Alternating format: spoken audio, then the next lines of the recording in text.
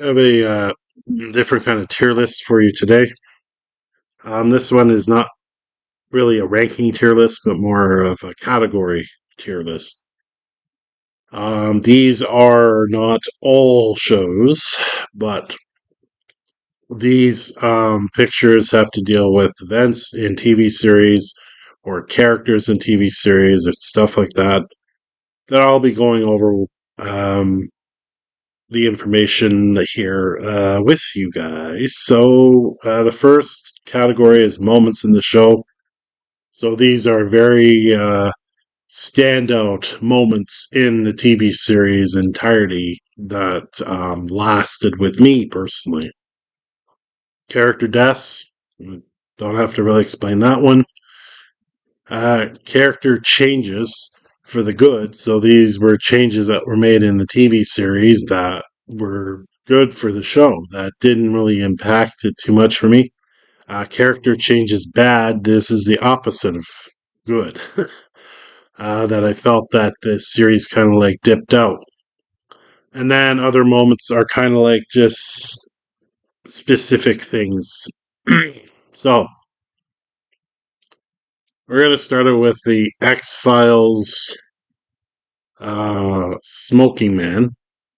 So that's going to go in other moments because it's a character that lasted throughout the X Files run there, where you didn't know a lot about this character until much later. He was always that character in the background that was around. Um, you didn't know. You kind of like figured he was like scheming or sinister, but you didn't know his full intent or his intentions or what his ultimate plan was or ultimate goal was. And Mulder and Scully kind of like confronted him the odd time, and but he was always kind of in the background as a very mysterious character, and I love how they let him go for a long time without knowing much about him. So the Smoking Man is definitely one of those very interesting characters that you want to know about him, but then you don't want to know about him. You want to keep that mystique there for a little bit, and they did a really good job with that in the show. Character change is bad. So this is to do with Two and a Half Men. I loved Charlie Sheen in this show for 8 seasons. I thought he was obviously the main character there. Him and Alan's back and forth banter was hilarious, and I felt like the whole main cast there, including Rose when she did show up here and there in later seasons, but she was kind of a main character in a way in the early seasons, all worked. And the writing was great. And then when they killed Charlie off, the show became just a mess. Ashton Kutcher came in, bless his heart. He tried his best, in my opinion, but he just didn't do it for me as kind of that character coming in to replace Charlie, which didn't work. They should have ended the show at season 8, but they didn't. And I felt like the main cast left over from prior to with Charlie just got written like idiots, I will say. And it didn't work. So I never continued with the show. Season 9, well, I watched part of season 9, but I was just turned off by it. It was, of course, everybody knows that Charlie Sheen and things went on behind the scenes with that show and the reason why he left the show, yada, yada, yada. But they all honestly should have stopped the show there, and that would have been fine. But to I didn't mind Ashton Kutcher coming in to replace it. It was the writing that just shifted entirely to nauseum, I found. So, yeah. Speaking of character changes bad, we're going to go with Mulder. Now, let me get this right. He was in season 7, and at the end of season 7, he wasn't a character anymore. And then they brought in what's the actor's name now from Terminator 2? Robert Patrick, which he's a fine actor, but his departure was a huge loss, a huge hole there. Um, it just felt like all this time and the conspiracies and the aliens out there and whatnot. Mulder and Scully ran that show. Ultimately, later on, the movie. There are two movies that came out. I actually didn't watch the second one. I watched the first one in theaters, and that wasn't bad. But his departure was well noted, and the show really wasn't the same after his departure. Again, they had to write the show without Mulder, and I think that's kind of where the show started to dip for me. I mean, I watched all seasons, right? There were some odd episodes after that that were fine, but ultimately Mulder, it really felt that hole, and for uh, whatever reason, the actor left the show, and that was that. So character deaths. So this is going to be our first one. And surprisingly, maybe not a lot of you know this, but Thundercats, the original cartoon Thundercats, the main villain Mumra, actually died. So there's an episode, and I remember this one. So season 2, episode 45, or if you're going by season 3, episode 20. Okay, I just basically counted them as 2 seasons. Here it says season 3, but I like watched them all anyway. So the premise is that Mum Ross failed so much to try to destroy the Thundercats that his gods basically turn against him, and that's it for him. Um, I can't remember if it happened. I think it happens at the end of the episode of that one, and it's funny because like it's the only '80s TV show that I recall, other than Transformers, where the main antagonist, something happens to them, thus really ending the show. Um, so yeah, that was different. I guess it was for the best. They did 3 seasons of the show, which were great, and but Mumra failed too many times, and the realistically, yeah, the gods would be like, "Well, screw you," and you're done. So yeah, that character death was interesting, for sure. Character deaths, obviously, going with Transformers the movie, it's very small there, you can't see it, but Transformers the movie, Optimus Prime. I mean, come on. His character death was well felt by everyone, especially myself and probably a lot of people. And to give the matrix of power to Rodimus Prime or Hot Rod, just because they wanted to promote a younger robot, I suppose. I hated it. I absolutely hated it. I don't know how many people felt, but like I absolutely couldn't stand that. And here's the thing, like the exclamation of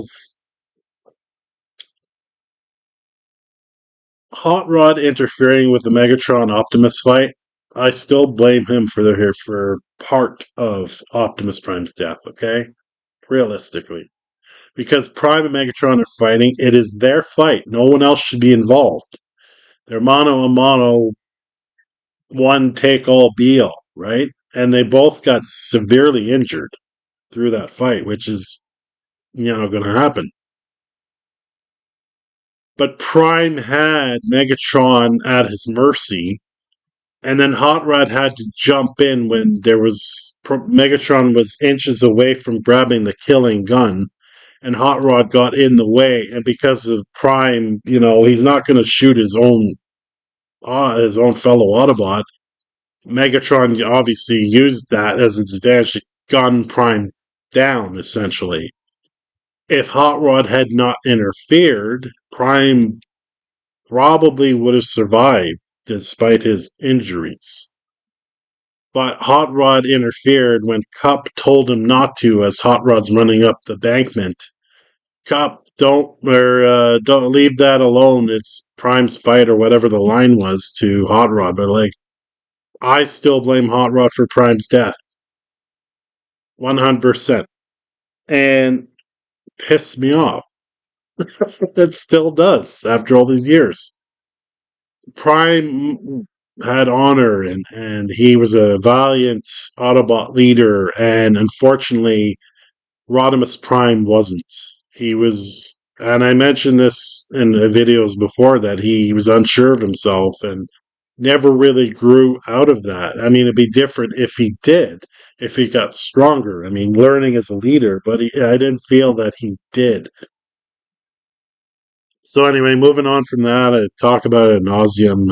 Optimus Prime's death was huge.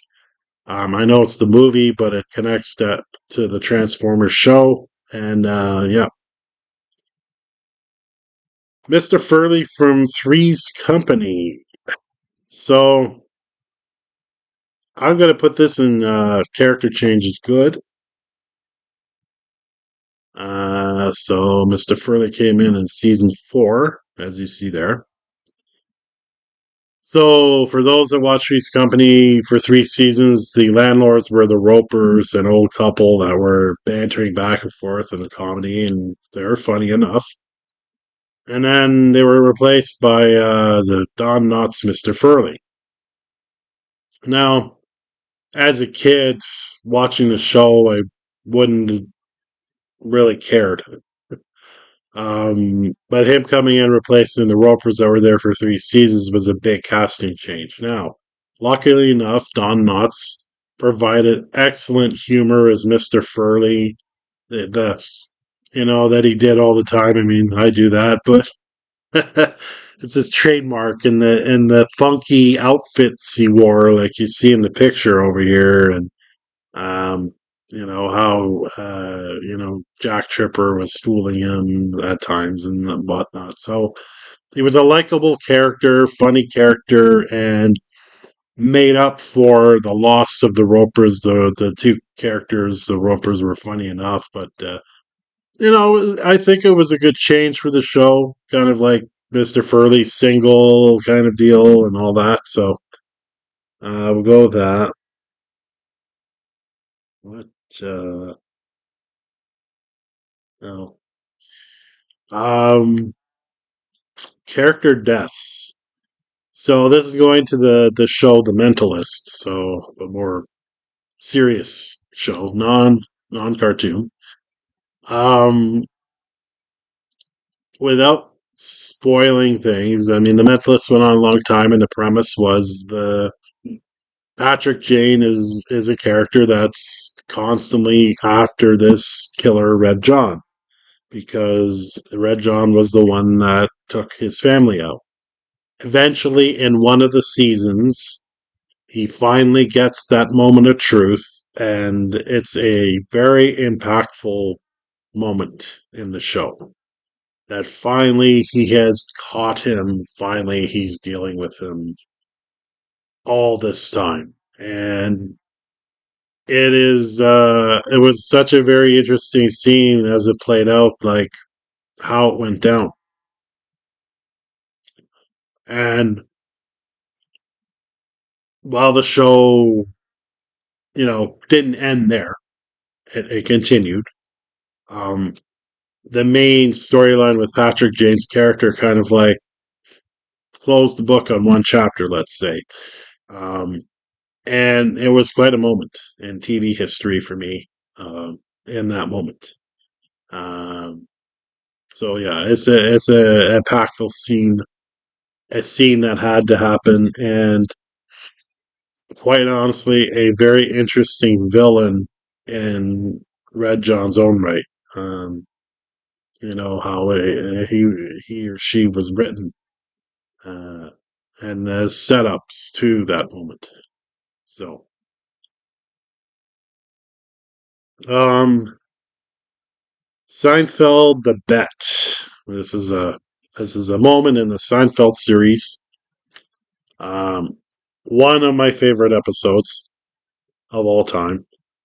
It is the one where the group there makes a bet on who could last longest without pleasuring themselves. And Kramer is one of the early ones that loses. And the way he comes in and delivers that line, I'm out, is absolutely hilarious. I believe that for me personally, that episode kind of solidifies Seinfeld for me. I mean, there are a lot of good episodes in Seinfeld early seasons. Season 1 and 2, maybe not so much, but the middle seasons definitely. Um, and that made me enjoy the show even more, just for the absurdity of the storyline in that episode, and it's just a standout moment for me. It's a bunch of lines in there, like, and then there were two. Oh my God, the queen is dead. Like, um, that was a great, great episode, and yeah, that one stands out for me as being like the signature Seinfeld moment that really made the show heightened the way it was. So. Um,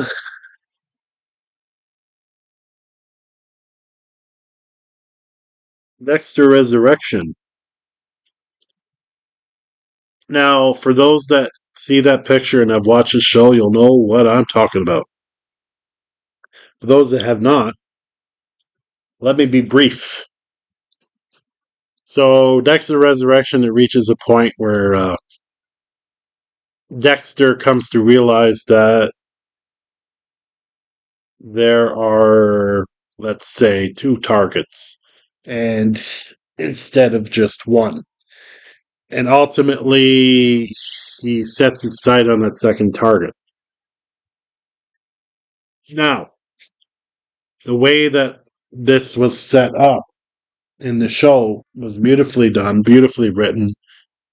And the moment of truth from this picture there is one of the most interesting, moments there.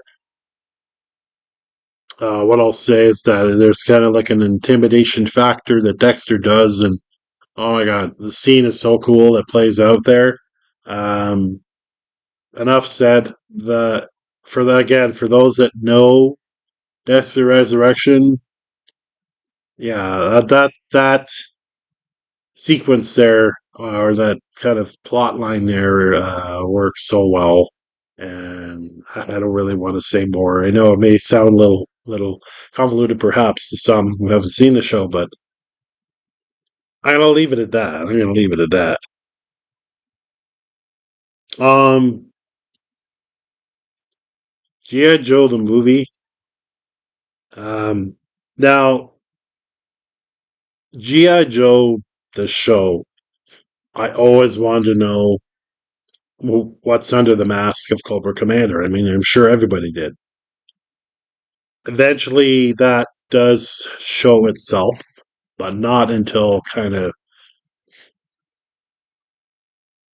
later on. Um, the reason I put it in character change is bad is um, Duke gets stabbed in the show or in the movie, sorry, and you think he's gonna go, and then he eventually he doesn't. So I think it was a missed opportunity for that sort of deal. I always thought that perhaps Flint would have been one that took over for the role of leadership. Who the hell knows, right? I'm just theorizing. It could have been anyone, really. Um, what were the villains called in that movie? Um, Shangri-La. I don't know. Uh, there was opportunity in there for these characters, these new kind of villains, to make more of an impact. I think going forward with the TV show, and ultimately didn't. So there's kind of like a couple of things there with the character changes there, like Cobra Commander, you kind of sort of see his face. The Duke situation, and then the bad guys within the G.I. Joe movie show could have been emphasized a little more going forward. And those changes didn't really do much for the show going forward. So that's where I'm going to leave that. So Magnum PI, the newer one, 2018, when it came out, I think. Um, so obviously, the original Magnum PI is a classic show, and coming in with a remake of it, is always I always roll my eyes, and so upon seeing the way that they introduce the characters is very important when making a remake. Like you have to make them likable and of course all that stuff. But on top of that, I think the actors really help that as well.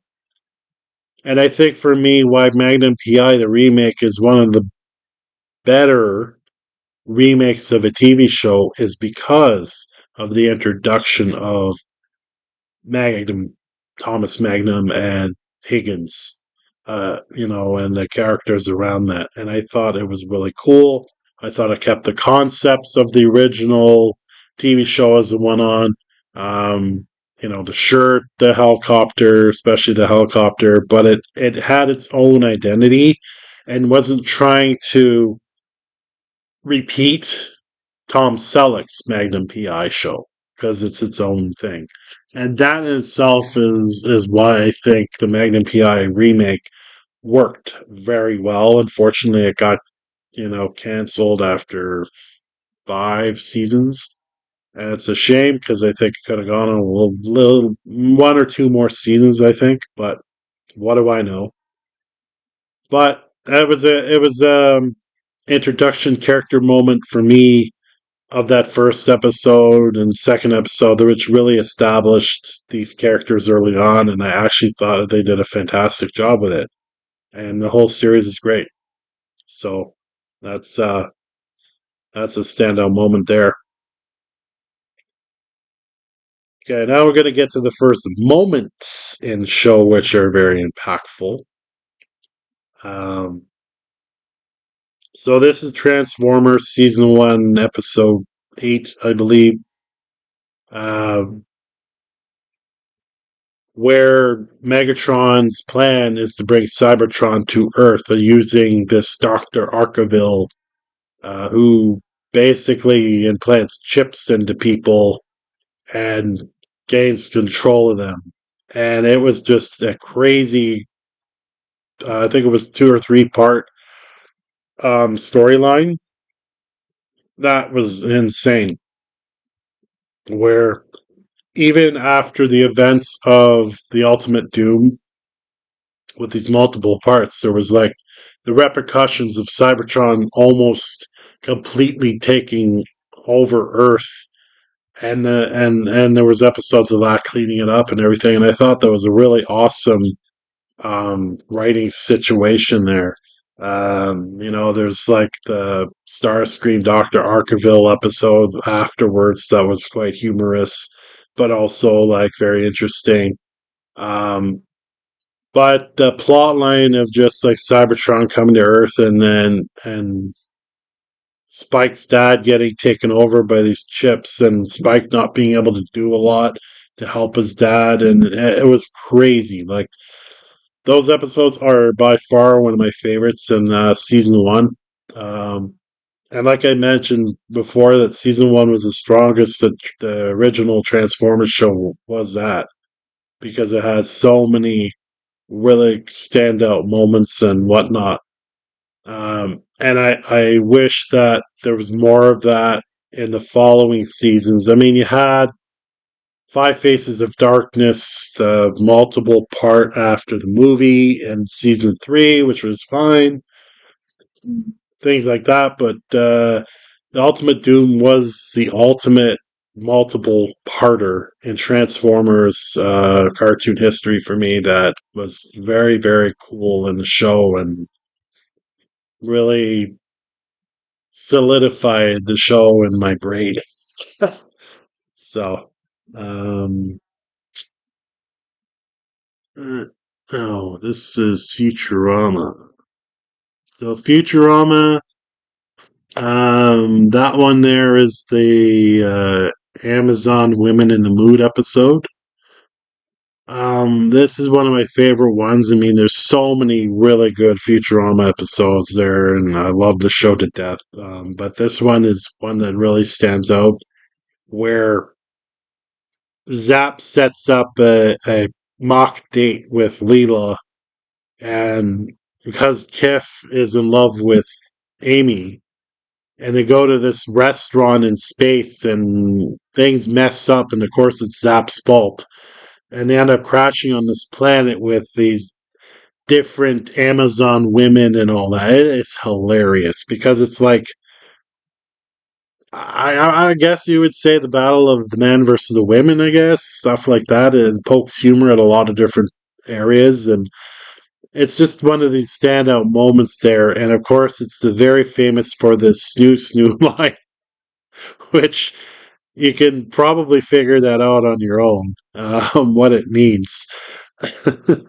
That's when Zap says, "I had snoo snoo."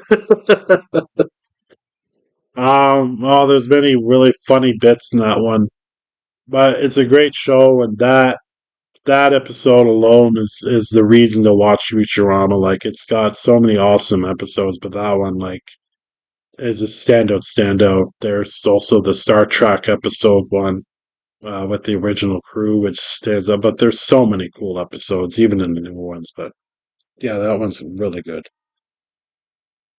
Um, Fresh Prince of Bel Air. A lot of people who watch that show would probably say that the episode where Will meets his former dad or his dad, who hasn't been around him in his life, was a very powerful episode. But not mine. It was a good episode, mind you. But I find that the episode where Will got shot was a very, very powerful episode as well. Um, because it's like you have the main character all of a sudden shot, and Carlton having to deal with being there when it happened and all this stuff. I think was a very impactful episode, and the scene where Will's lying up in the bed and Carlton shows that he bought a gun, and Will is like imploring him to not use it and hand it over is crazy and a very powerful scene. And that scene alone is what made Fresh Prince of Bel Air one of the best sitcoms ever to come out in time. I guess you could say it's one of them. There's so many, but that's what made it really good because it had the humor in it, but also had their dramatic moments to allow these actors to shine for their acting capability. And Will Smith grew from this, and he had a lot of good movies. Now, let's forget that whole Oscar thing.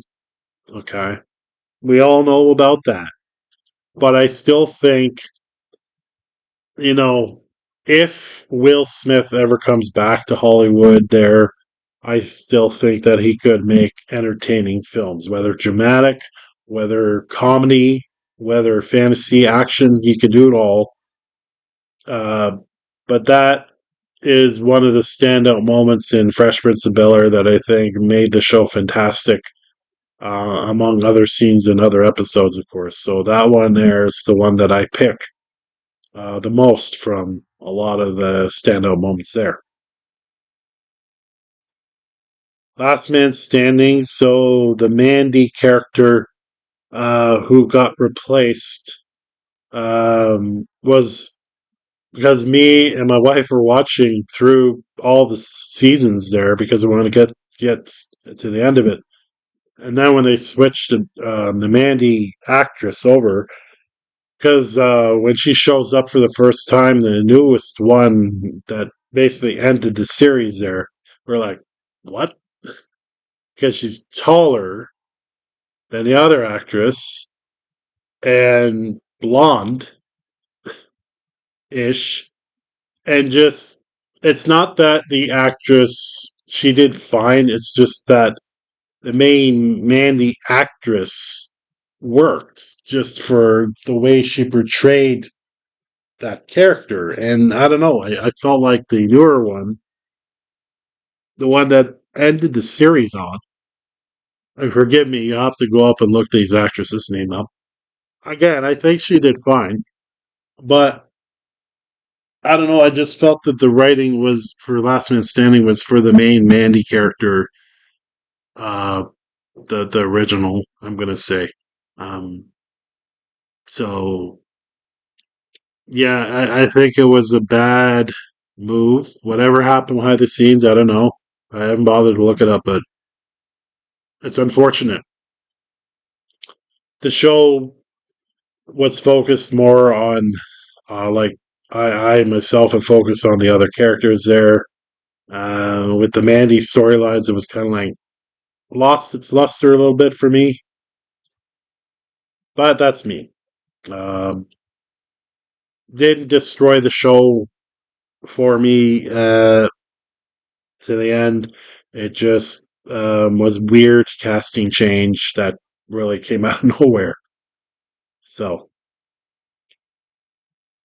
Star Trek TNG conspiracy episode.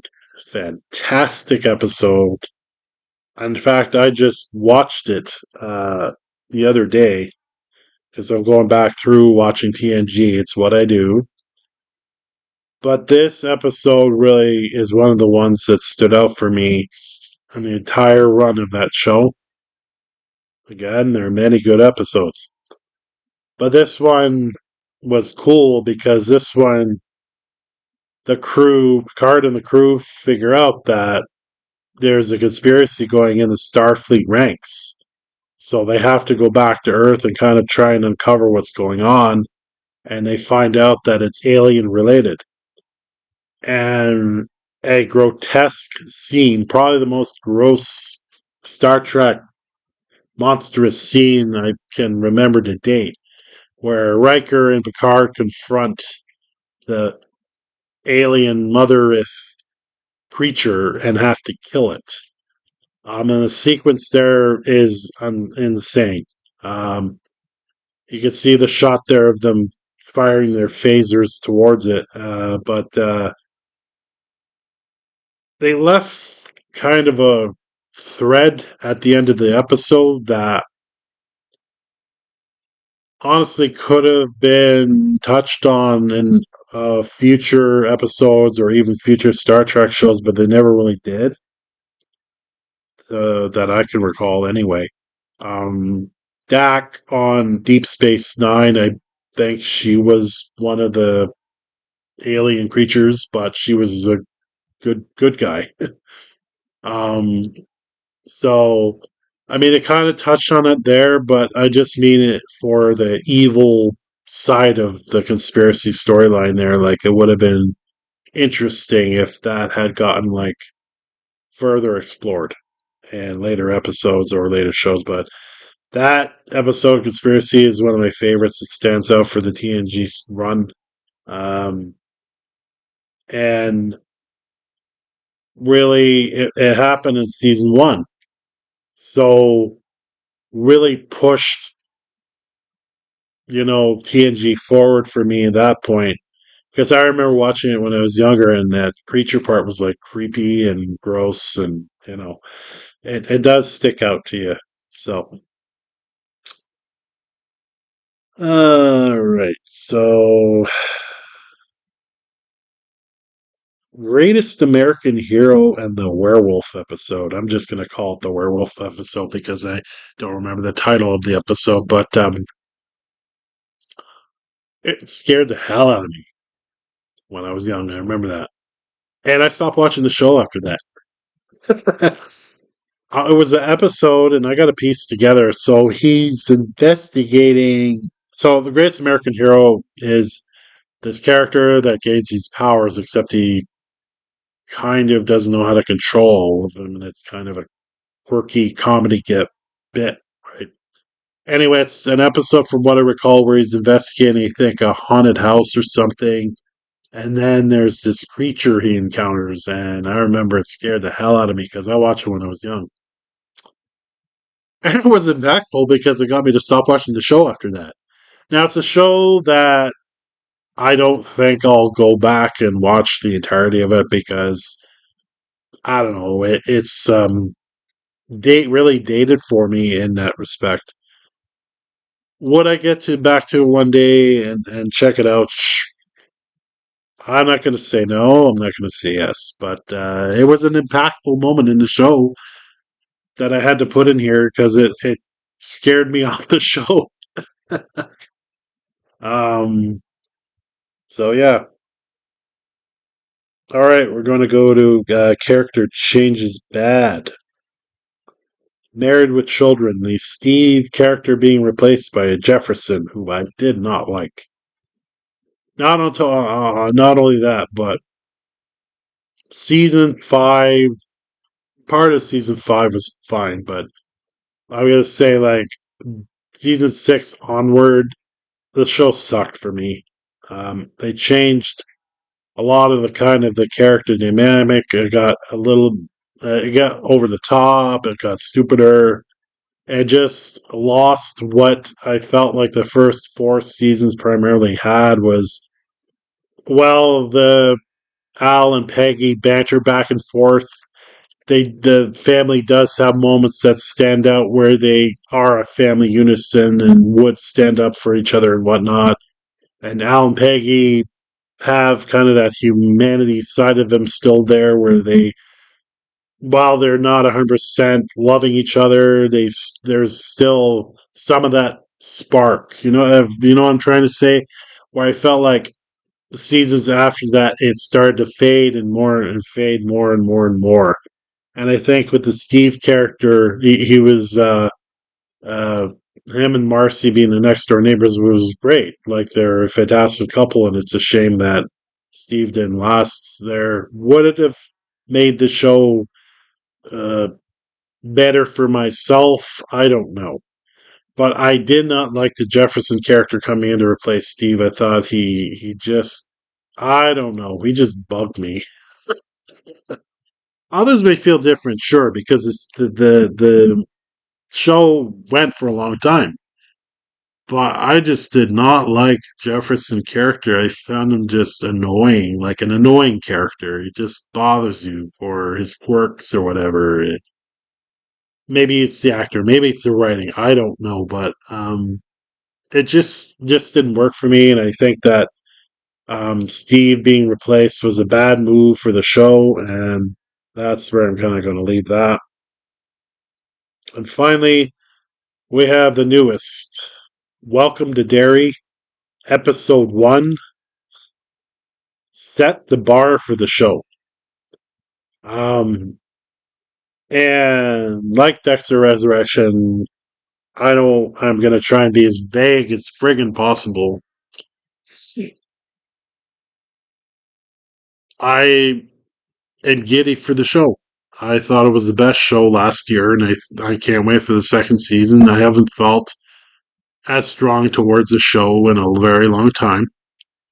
But it Welcome Dairy had lore coming out and then lore that mattered and characters that worked and moments that were shocking, and there were twists in this season, the first season here, and episode one sets that bar. All I'll say is that it involves the theater for one particular twist from another in episode one. And I remember me and my wife watching that moment, and we're like, what the hell? um, and Pennywise, I mean, there really isn't anyone that could play Pennywise other than Bill Skarsgård, and I hope that he returns for more. Um, you know, I really can't see anyone else playing him right now, especially because there are going to be two more seasons and wrap up. And if Bill Skarsgård does both seasons there and wraps it up, cool. He doesn't have to play him anymore. Even if there's talk of another It movie, which I don't know how that would work. Um, but for now, it that moment in the show really kind of got my skepticism out because when I went into It Welcome to Derry, I was skeptical because it is from a movie adaptation and bringing it to the TV show, and that doesn't always work. But this season completely did for me and set the tone early. So that's awesome. Really awesome. So I know there's more shows, there's tons of shows and tons of moments in there, but these are select few for you to kind of like mull in your head a bit.